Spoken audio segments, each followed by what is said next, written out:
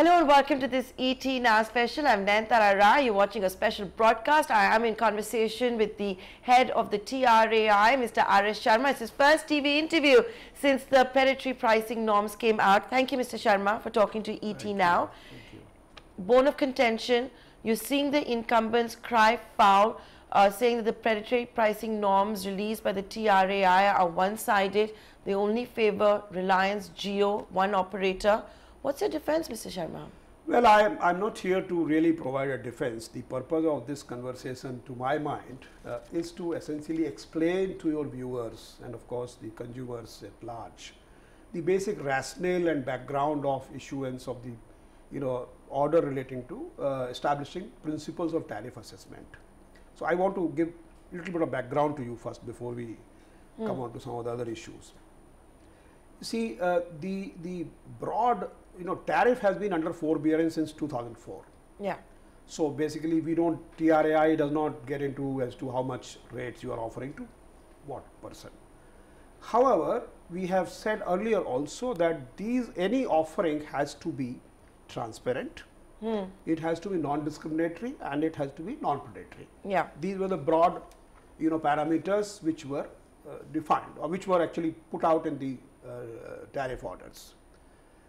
What had happened was that about a year back, on 6th of January to be precise, we had a meeting with the telecom service providers and we asked them as to what is it that you would like the telecom regulator to, what are the issues which you would like the TRAI to take up. And one of the first issues was essentially you must, clearly establish the principles of tariff assessment. Which was obviously because Rel Jio with deep pockets had entered the market, was offering zero tariffs. Right. So let's be clear as to what is the context. They wanted the norms. They wanted the norms to be specified, number one. And we started a consultation as back as in February last year. And thereafter, after a full year's consultation, and we got huge amount of inputs. Yeah. The whole idea was that while these three terms, the non-predation, the transparency, and the non-discrimination, they are defined earlier, they are kind of specified, but they have not been clearly articulated as to what are the attributes of transparency, what are the attributes of, how will you determine as to something is predatory or not, and what is non-discrimination. These are three. So essentially this tariff order, which is currently we are talking about, is a result of that whole consultative process of 1 year. Which the incumbents have cried foul about. In fact, two of them, Idea and Airtel, have already moved court. Let me put it this way.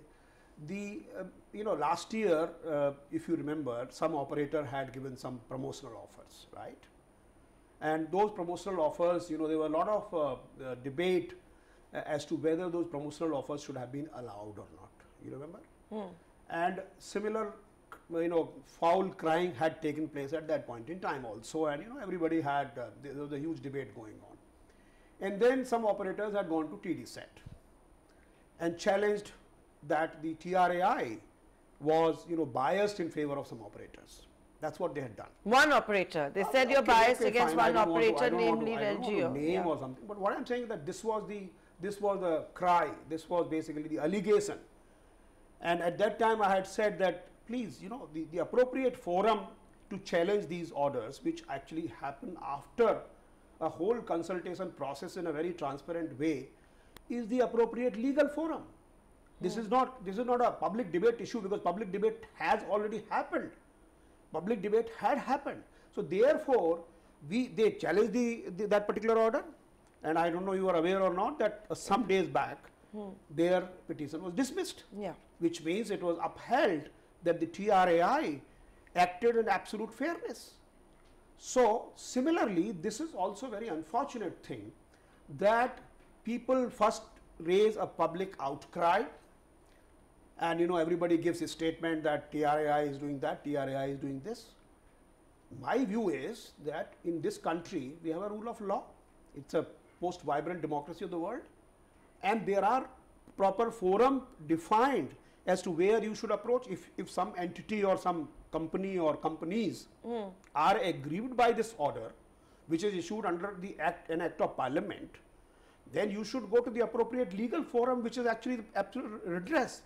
Redress is not, raising this issue in the public forum, because that issue has already been raised in the public forum. So you're saying that your stand has been vindicated by the dismissal of the earlier petition where the incumbents had cried foul and said that you were not being fair and equitable. Look, it's not a question of I'm making another point. Many times TRAI has lost cases. Many times TRAI has won cases. That's not the point. The point is that you try to conduct a public trial before really, going to the real court where the trial should take place. So that's something which is very objectionable, because you have discredited, or you are trying to discredit an institution which is working in an absolutely transparent and fair manner. Maybe there is a difference of opinion between what the institution does and your own business interests or otherwise, and the appropriate forum to challenge that is a court of law. That's what I'm saying. So, Mr. Sharma, do you think that the incumbents are guilty of that? Whether an Airtel, Vodafone, Idea are guilty of discrediting the TRAI? I'm not joining the debate. I'm only responding to your point that people have alleged this. I'm only saying that I think the allegation kind of thing should not have happened. What should happen is that if you are dissatisfied, or if you are aggrieved by an order of the TRAI, then obviously the Honorable TDSAT is the appropriate legal appellate authority. You should go to them. That's the only point, and which they have done. And interestingly, yesterday the case was heard, as you know, and the interim relief was not granted. That means there is no stay on the order which has been issued. It continues. And of course, it will be heard, and we will be sort of participating in that litigation. We participate in a number of litigations. That's not the issue. So let me try and put it this way, and Mr. Sharma, this is not the first time that you and I are having an interview where incumbents have made allegations against you. They've been openly saying that in the last 12 to 18 months, the TRAI has been coming out with orders that favor only one operator, namely RelJio. Does that sometimes force you to review whatever it is that you're planning, change your policies?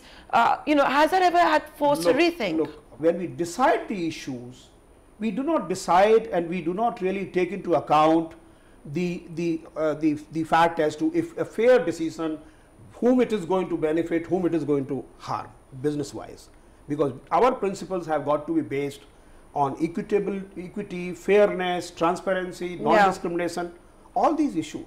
So therefore, to say that I have to a priori figure out as to whether a particular decision, or whether decision taken in this way, how will it impact? Yes, how will it impact the industry? That's fine. That we will have to, obviously, every regulation has a cost. We believe in minimal regulation. So all that we are doing. In fact, in this also, 2004 onwards, tariffs are on forbearance, right? And we have not touched that at all. We did not touch, even when some of the telecom service providers made the claim that you should fix what is called a floor price. Yeah. We said Idea had mooted that. Let's not do that. We are ready to do that also. We did not foreclose the issue, but we said let us consult everybody. And as you know, all the TSPs came together. We had a detailed meeting, and after that it was decided that it was not a good idea. Yeah. So therefore, we have been working in close consultation with all these stakeholders. Mr. Pillai, I want to pick up on we do not on what you said. You're talking about minimum government, Yes. maximum governance. But if I go through what you have come out with in this predatory pricing, and this is the bone of contention with the new methodology, if there is a 30% market share, so the tariff will be considered predatory if a telecom company with over 30% market share offers services which are below the average variable cost. Right. How is this minimum government, and should a regulator be getting into cost methodology of private companies? This is certainly minimum. Let's understand this. Earlier, No. Just hold. Earlier also the predatory pricing was prohibited. Certainly, it is not as if predatory pricing or the non-discrimination or non-transparent or transparency has been introduced for the first time. That's not correct. What we are saying here is that we, as I said in the beginning of this interview, we actually have clearly now defined as to what constitutes transparency.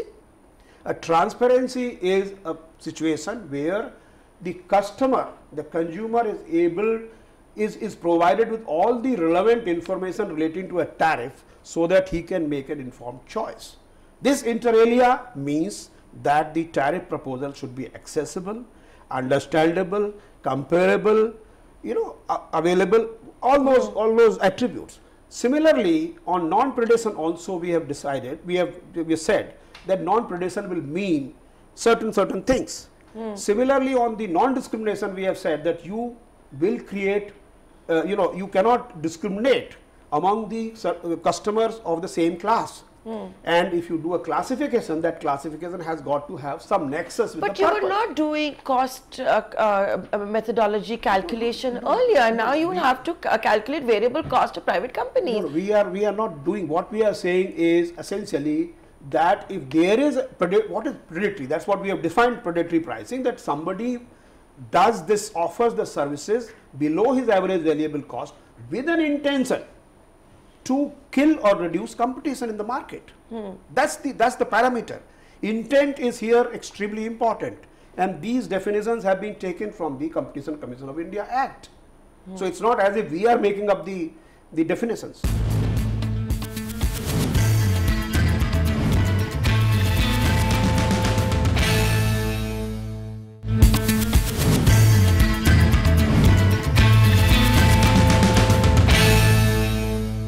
One of your critics, Mr. Rahul Kular, a predecessor, the former TRAI chairman, who very often talks against the policies that you have been coming out with, has defined the predatory pricing norms as one-sided and gone a step further to say that this is not even under the domain of the TRAI. It should have been left to the competition watchdog, the CCI. Why did you then do it, and is Mr. Kular right? No. Tariff, I don't want to join issues with anybody, any individual or whatever. Let's be very clear. I don't want to do that. But I want to say this, that TRAI since 1997, since its establishment, it's completing 20 years, has been dealing with tariff. Tariff is a part of TRAI's functions. If you read section 11 of the TRAI Act, I forget the particular A, B, C or that particular subclause, but it is a part of the TRAI's domain, fixing tariffs. So therefore, to say that this is something under the CCI or something, that's not correct, number one. Number two, we are essentially, what we are saying is that CCI, we are limiting ourselves to the functions which have been assigned to us in the Act, right?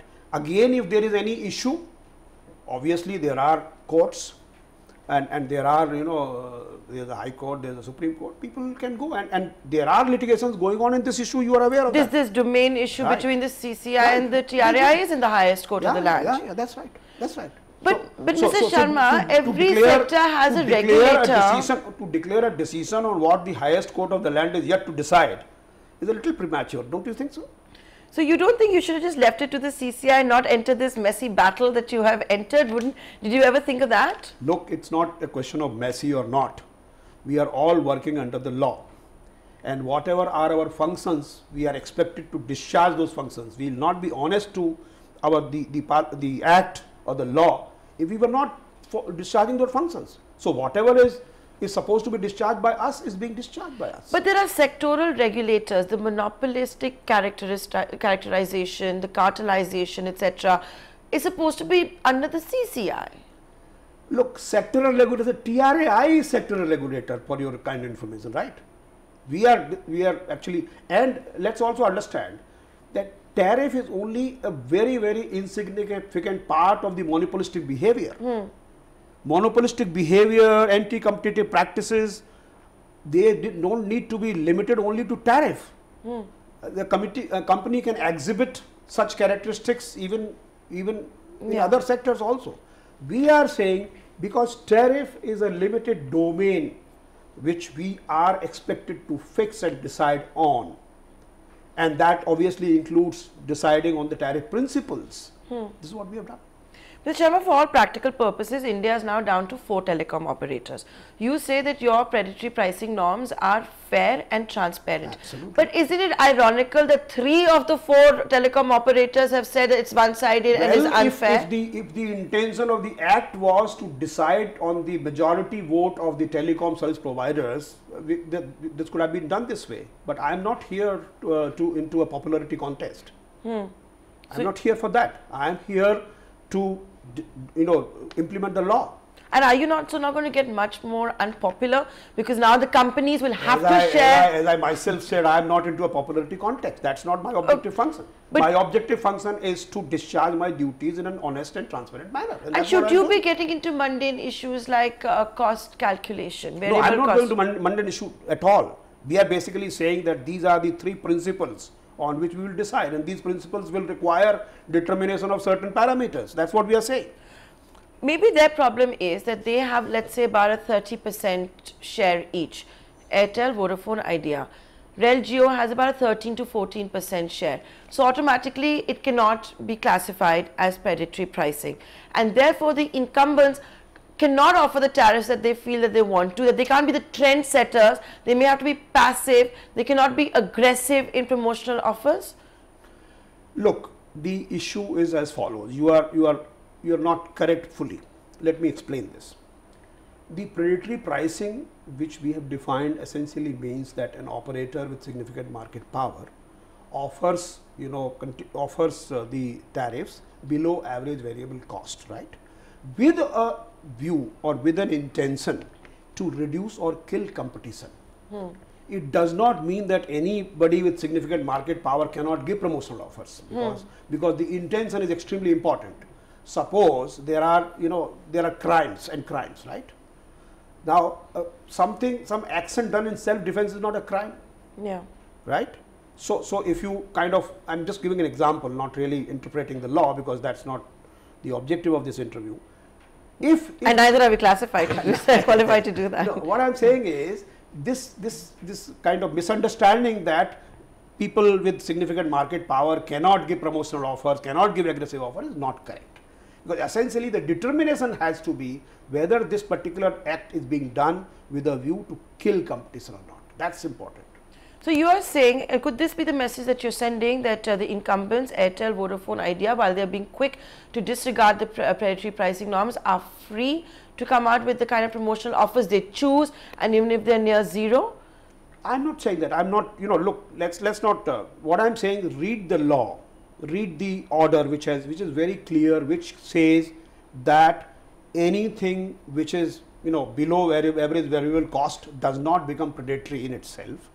It has to be done with a view to kill or reduce competition. That's important. So intention is important. Intention is always important. Intention is always important when we talk about competition. Therefore, we should be very clear. It's not a mechanical exercise where somebody, average variable cost is X and the offer is X by 2 and therefore it is predatory. That's not correct. But again, I come to this ease of doing business we talk about. So now they'll have to share data with you on their costs. Please understand this, that any forbearance is the ease of doing business, right? But forbearance cannot be leveraged or exploited to create anti-competitive situations, right? It should not happen. So therefore, these 3 things, which is transparency, non-discrimination, non-predation, these 3 are boundary conditions which are essentially saying you play in the field whichever way you want to play, but remain within the confines of these 3 boundaries.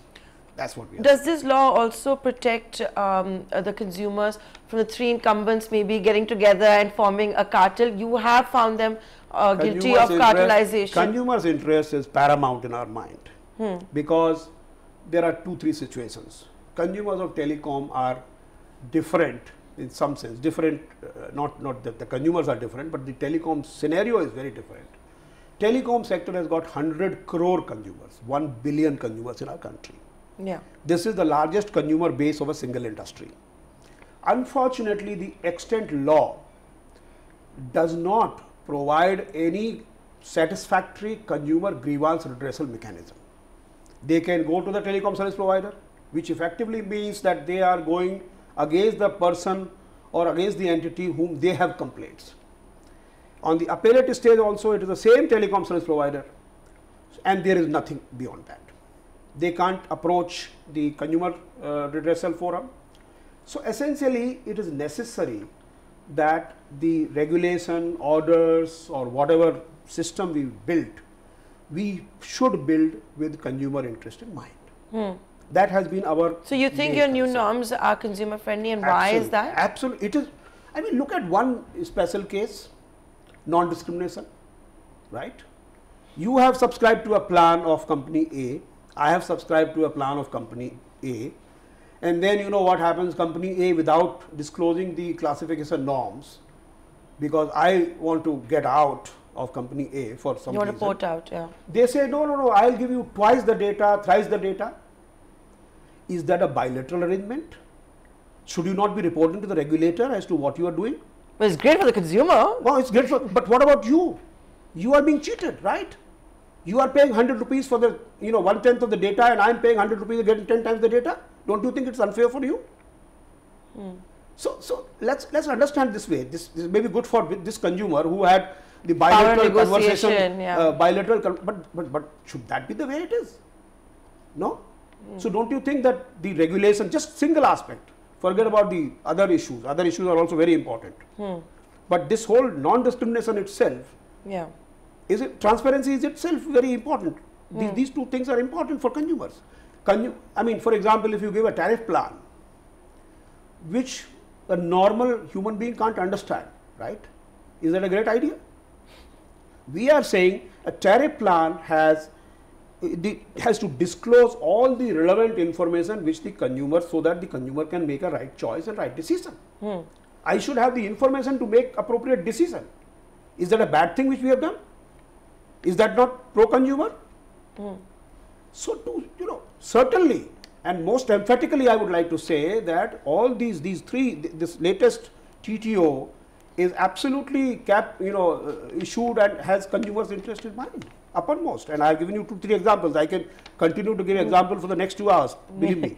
Okay, Mr. Sharma, as I start wrapping up the interview, if you would look at the last 12 to 18 months, and I come back to this, the allegations that have been raised against you personally as well as against the institution by the incumbents, when you look at where they are in the various forums, in legal forums, what do you make of those developments?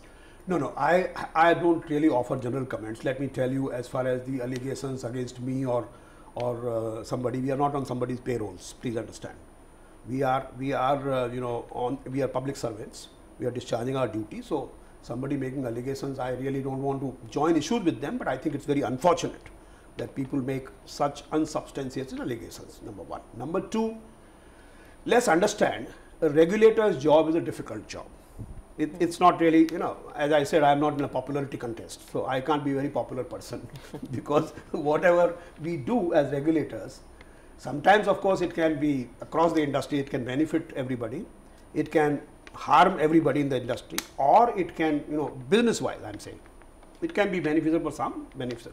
But as I said, our way of working is not really to a priori see that, okay, let's do an analysis as to who will benefit and who will not benefit and take it. That's not. Our regulatory framework is based on certain basic non-negotiable principles that I think is important. So that's what we do. And as I said, I don't work on the majority supporting me or minority supporting me. That's not really the way. But then isn't it ironical that your predecessor, Mr. Khullar, so often talks against you going against the principle of the TRAI? I think, let me, as I said, I don't want to name anybody. It's unfortunate because I explained to you, and you can read all the debate and press or whatever it is. I explained to you, can you find even a single problem in my explanation? The incumbents can, like I told you, the cost method. You are a very well informed person, and I am explaining to you the rationale behind whatever we did, including the latest order. I also explained to you that the previous halla which was made out of, favoring somebody, that halla has been finally, legally determined by the competent court, right? And proved that that halla was a complete baseless halla. Yeah. Isn't it? This time also, some companies have gone to the court. Fine. And I'm not saying that we are always, we will always be able to prove this thing, but to the best of our capabilities, we have acted in the best interest of the people of this country, plus the consumers, industry, everybody. But because 3 of the 4 keep complaining, do you think you may have failed in getting them together to try and arrive at a consensus? Well, I have been having open, consultations with everybody. including the telecom service providers. We have been, as TRAI, and personally as a chairman of TRAI, not personally as R.S. Sharma, but I have been having conversations with them, and they all meet, we discuss issues of common interest. That's fair and fine. And they being aggrieved by our decisions and going to the court is also absolutely fair and fine. See, because we also learn many things. When the courts overturn our decisions, they do it with certain reasons, and we also realize. For example, in the call drop issue, if you remember, the Honorable Supreme Court had struck down our order. Yeah. And then we analyzed as to where did we go wrong. Yeah, and then you correct. So then we corrected ourselves. So essentially, this is a learning process for us also. So we appreciate that if somebody goes to court of law, we are not enemies. Come on, Yeah. we are just working in an ecosystem which is based on rule of law, and that's what we are doing. And since the entry of the disruptor RelJio, you've seen a lot of consolidation in the sector.